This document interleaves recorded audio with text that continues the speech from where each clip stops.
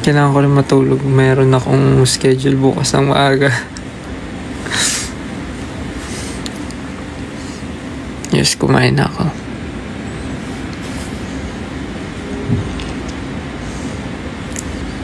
Ulam ko shrimp tsaka beef steak.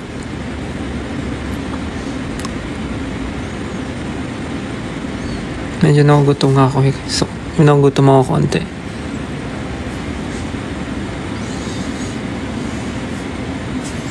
Naligo na ako. Mukha lang hindi. Pero naligo na ako.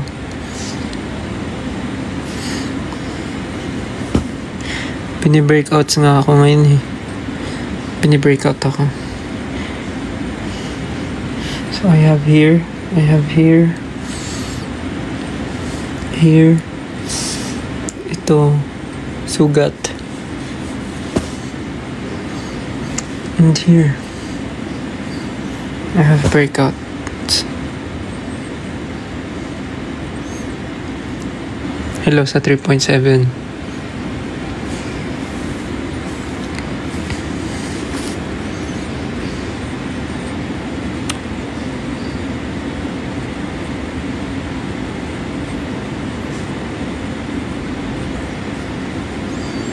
Hello. Ganda ng lashes. Strokes. That's strokes, y'all. That's strokes.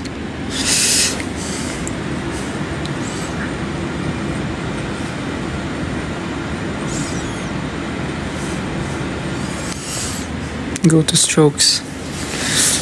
Cute ng shorts ko. Avocado.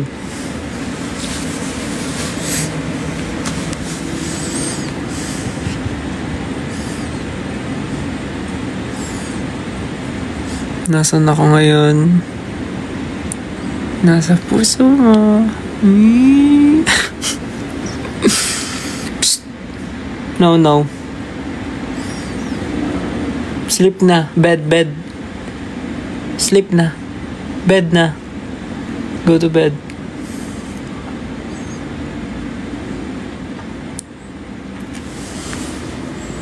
Wala naman akong gagawin. Kailangan ko lang mag-live talaga kasi sinabi ni TikTok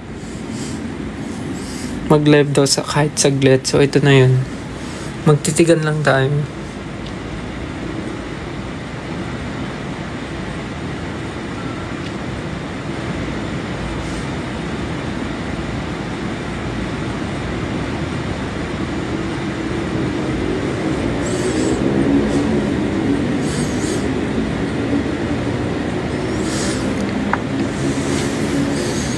May nakita akong magandang content na gawin dito sa TikTok. Yung look at you know I make you cry when you give me those ocean eyes.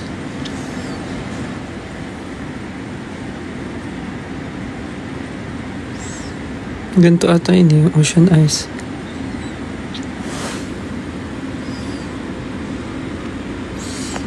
Lapit natin.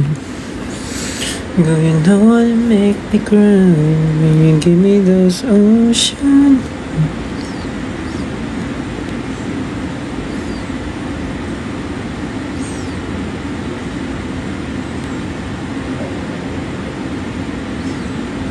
Ganito ba yun? Gagawin ko yun. Ano? Bagay yung what?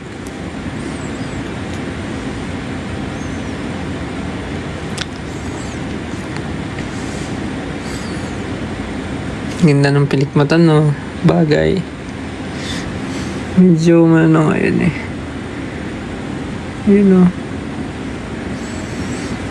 Dami nagtatanong kung pinadagdagan ko daw ba yung pilik mata ko. Hindi po, ate. Yan talaga yung pilik mata ko. Inangat lang. Tawag dyan? Kera lashes. inangat lang siya. Kasi yung tubo ng pilikmata ko, pababa. Nagmumukha akong matamlay, mukhang inaantok. So sabi ni Mama Mac, kailangan siya iangat. So yun nga, inangat siya sa strokes. Tapos, ayan, naging mapungay siya.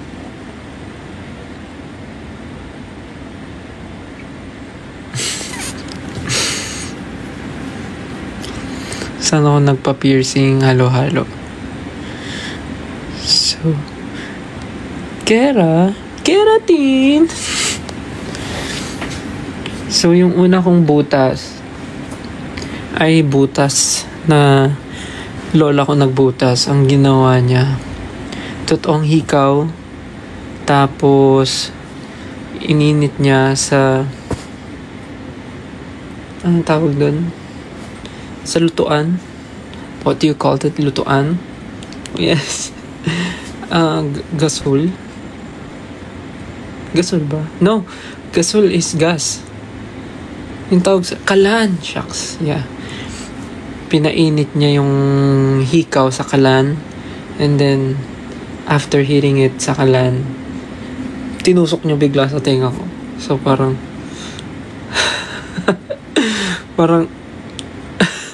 no, parang sabi niya nun, habang pinapainit niya yung hikaw, pitik-pitikin ko daw yung tenga ko para daw mamula tsaka mamanhin. So, ganun ginawa ko. Pinitik-pitik ko siya, kinurot-kurot ko siya. Kinurot-kurot ko siya para mamanhid. Tapos, after ilang minutes, bumalik na yung lola ko. Tapos kita ko, parang kita ko yung, di ko nahawakan, pero parang nararamdaman ko yung init nung dulo nung hikaw. Tapos biglang sabi niya, "Uy, tutusok ka na. 1, 2, tusok." Hinila niyang ganun. Dito ba? Parang dito. Hinila niyang ganun. Tapos ginanon ng lola ko. Parang nalala ko nga medyo nag-stuck pa yun ng konti kasi parang makunat ata pa yung ko nun, tenga. Pero parang ko nun, ilang taon ba ako nun? 15? 14, 15, mga ganun. Yun ata yung age ko nun. 14, 15. Yung nagpabutas ako ng tenga sa lola ko. Hindi ko malala kung both ba yun or isang tenga lang. Right. Isang tenga lang yun. Nagpabutas ako sa lola ko.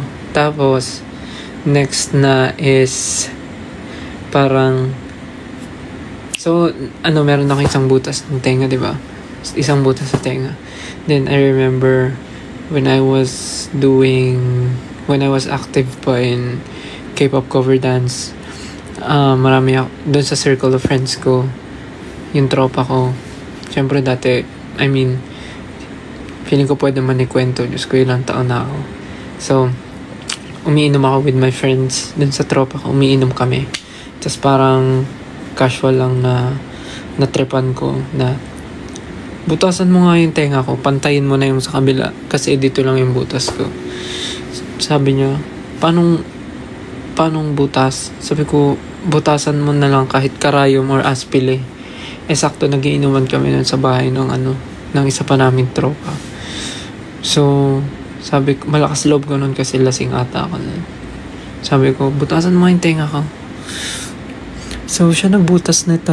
Ito, tapos pinadagdag ko yung isa. So, para maging 3. Parang yun yung naalala ko. Siya nagbutas. Habang, ako nun. Habang wala ako sa sarili.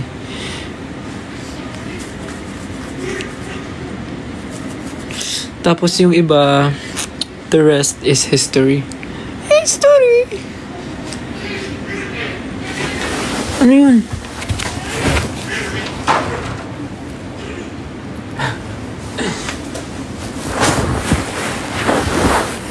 The rest is,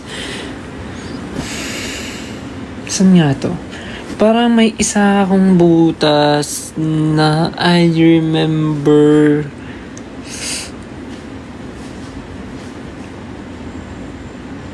Saan yun? Sa Taft ata yun sa Taft. Dalawa. Itong isa, oo nga no, ba't wala tong nakasuksok? Butas ba to?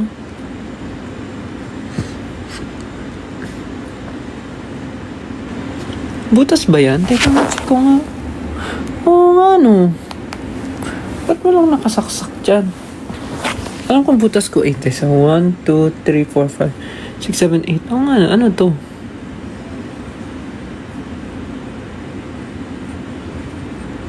Wala ba to?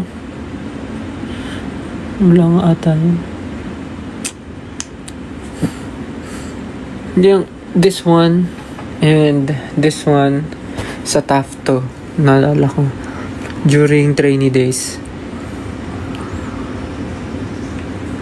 Trainee days, parang sabi ko, parang gusto ko ng thrill sa buhay. Gusto ko butasan kabilang side para mahirapan ako matulog, para straight lang, ganun.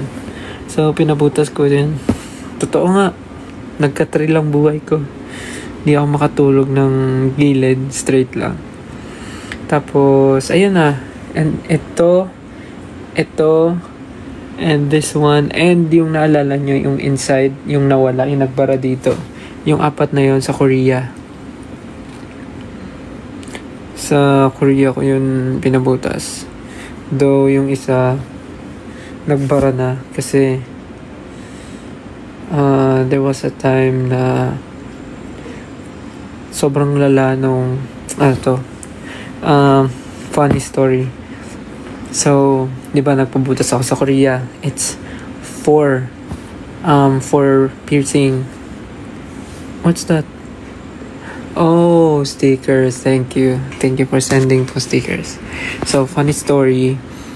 I have 4 new piercings. So, this one. Psst. No.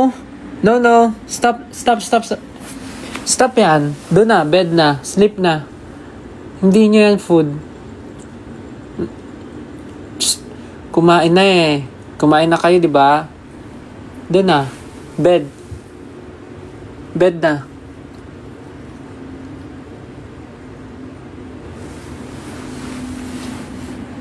No. Hindi yan sa'yo.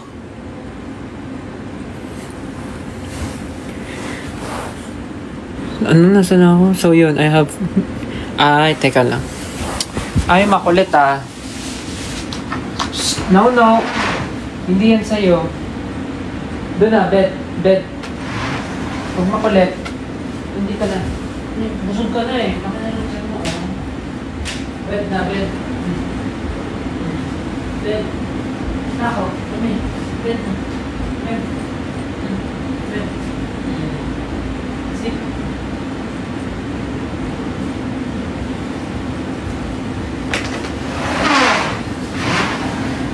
Huwag makulit ha.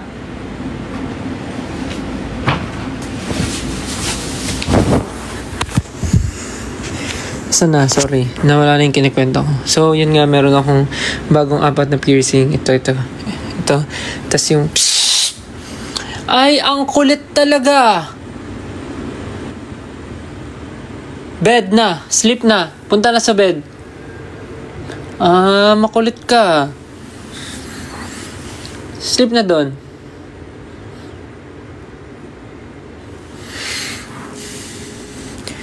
Tapos, there was a time na sobrang inatake ako ng migraine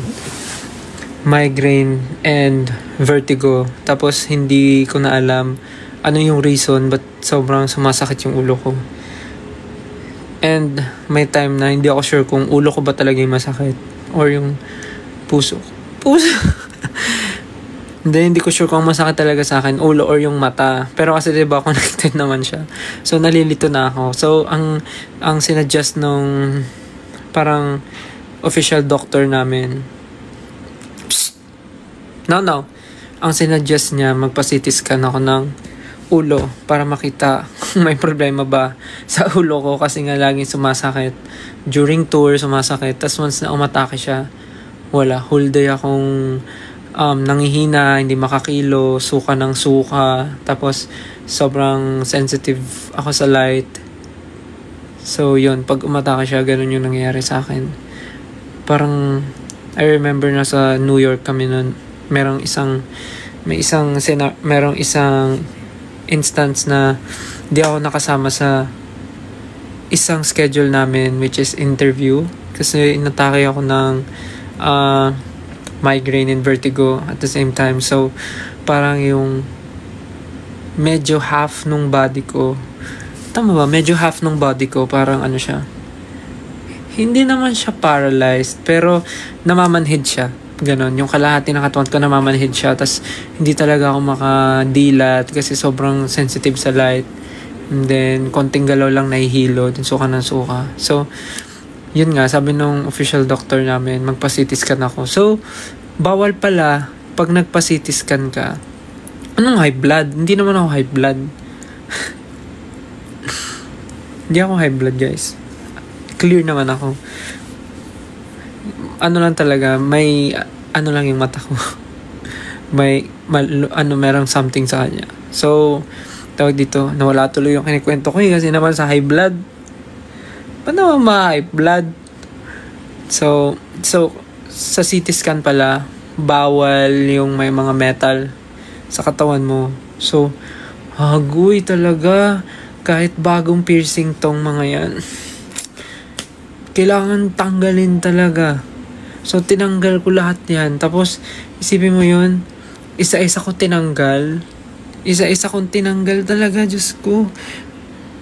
Nung time na yun, syempre medyo bago pa sila. Bago pa yung hikaw ko. Tapos, ito kasi yung hikaw na, alam mo yun, yung parang bilog. What do you call this one? Yung ganyan. So, hirap na hirap ako tanggalin siya sa hospital. Hospital ba yun? Clinic. Sa hospital. So, tinanggal ko siya. Isa-isa. Especially yung nasa loob. Helix ba tawag doon? Hindi ko alam eh.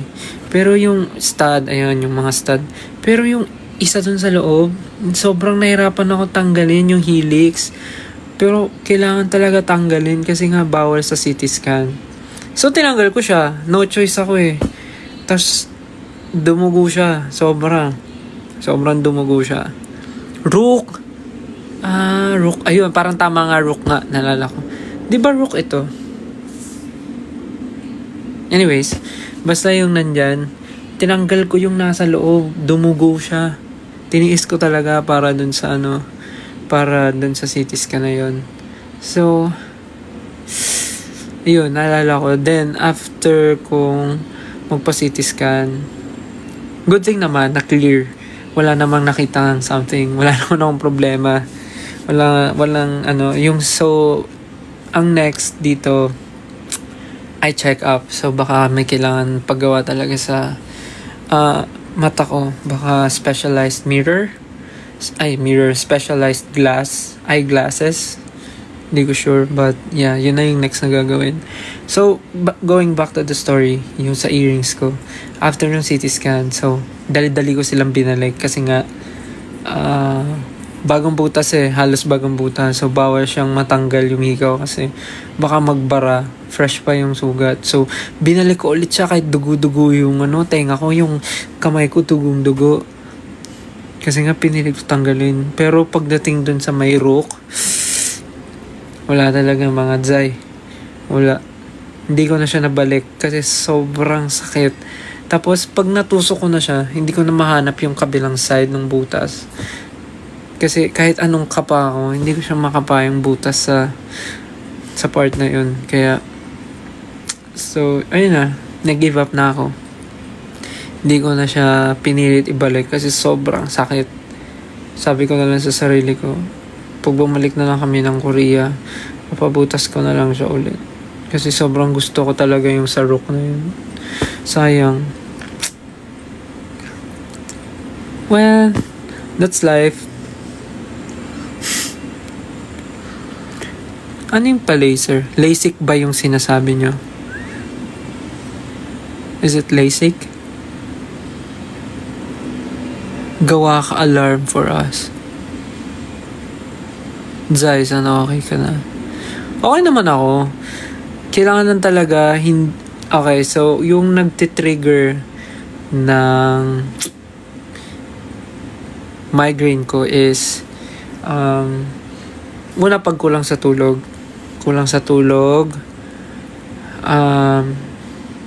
Sige, iano ko siya. Pinaka na ano talaga siya pag kulang sa tulog. Yun.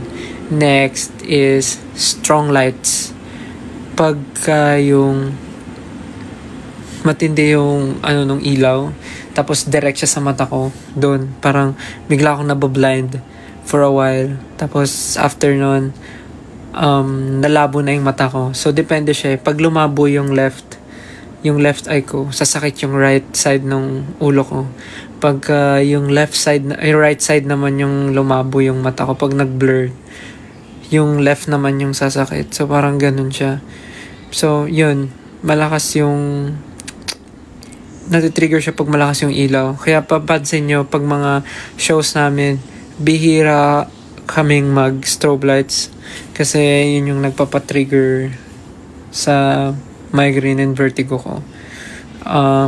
Alam naman ng team yun. Kaya, yeah, I have astigmatism din. Nagkaon na ako, lab. Sabi, nagkaon ka na, lab? Kaon na ako, lab.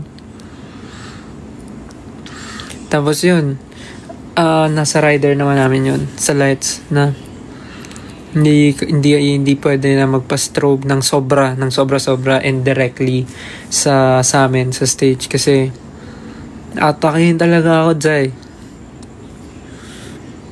So yun ang story. Ano pa pala, nakalimutan ko.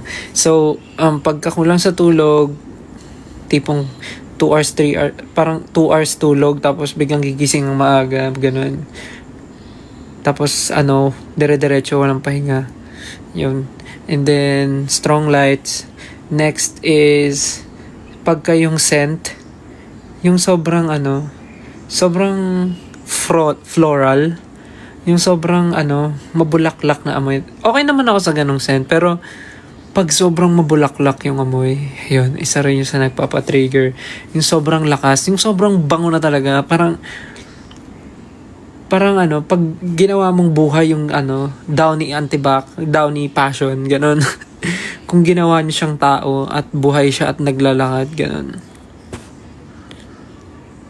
Pag ganon yung sobrang, alam mo yung mga amoy sa, ito, don't get me wrong, I love the smell of yung mga bagong labang damit. Pero alam niyo yung mga mga amoy sa laundry shop, yung sobrang bango na mga Fabcon, yun, pag yun naamoy ko talaga, isa yun sa medyo nati-trigger somehow yung migraine ko. Anong Zonrox? Fabcon nga eh. Ate ko naman Fabcon. Yung sobrang bango. Parang mali yung Zonrox mo. Tapos, siguro pinaka-least is paggutom. Paggutom talaga, like malipasan ng gutom, yun, isa rin yun sa sa nalakas magpa-trigger. Though, lately naman, bihira ako magutom kasi on time naman ako kumakain. Kaya yun yung dalawa sa, yung pinaka-dalawa yung mabilis yung effect. Kaya rin, yung sa strong lights, kasama dun yung paggamit ng phone. Kasi pag nag-phone, diba, parang meron siyang ang tawag dito, yung brightness, so hindi ganun kaliwanag yung phone ko. Tapos meron siyang yung eye protection something. Sa mga Android, kasi may ganun.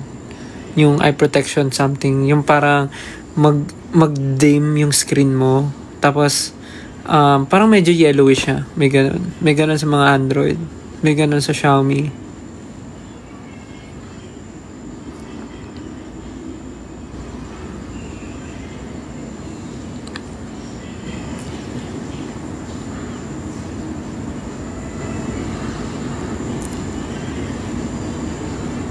Dami nyo 8.7, daming nanonood. So yun, ang layo na nung narating, no? Parang pinag-usapan, tinanong lang yun. Kung ilan yung butas ng tenga ko, tas kung saan na napunta. But ayun, yun ang story of my life. Searching for the right, but it keeps avoiding me. Anong gawa ng alarm? Paano ang alarm? Magsasalita ako, tapos alam ko naman yung alarm pampagising.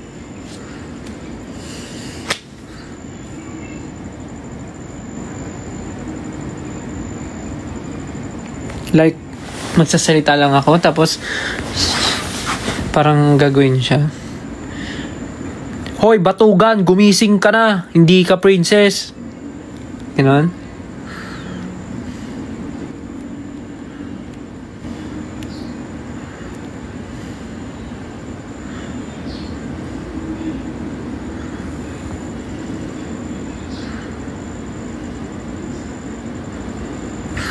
Hoy, gumising ka na. May responsibilidad ka pa. Kilos! Ganon.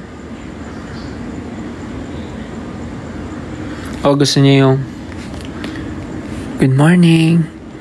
Kilos ka na. Pag di ka kumilos, kikis kita. Yeah. Ganon bang mga pampagising gusto niyo?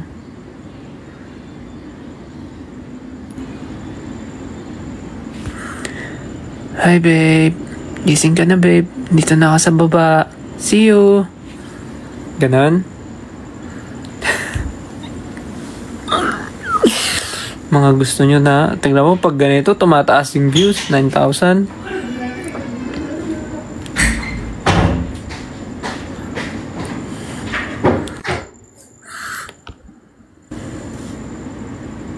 Yan may alarm na, pwede na yun.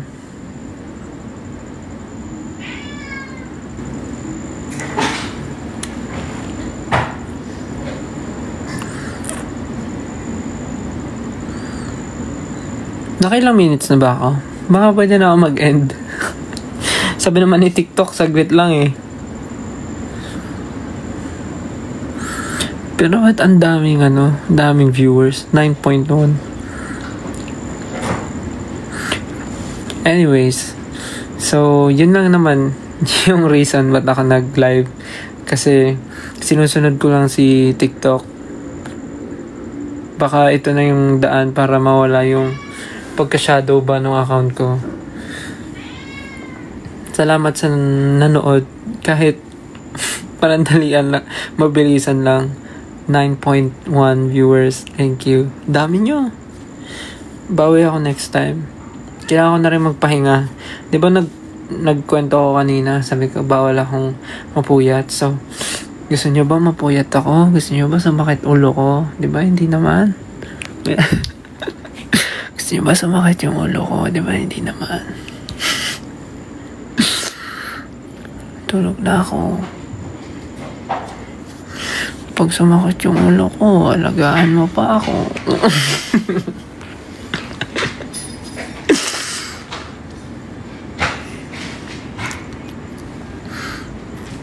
Sige na. Basta yung kayo na lang mamili dun sa mga alarm na sinabi ko. Bahala na kayo kung anong gagamitin nyo dun.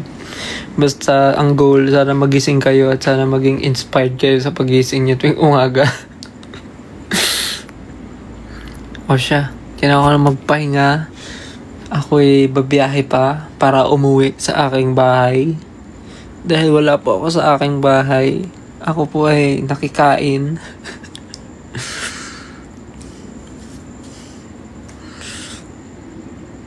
Pabiyahe pa ako at maliligo. Actually, maliligo pa ako pag uwi. Okay, sige na. Thank you. See you soon. Matulog na rin kayo. See you. Bye-bye. Good night. Love you. Love you.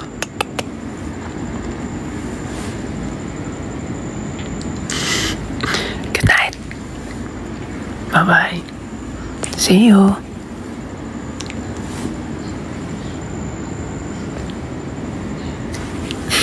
Bye-bye. Okay na.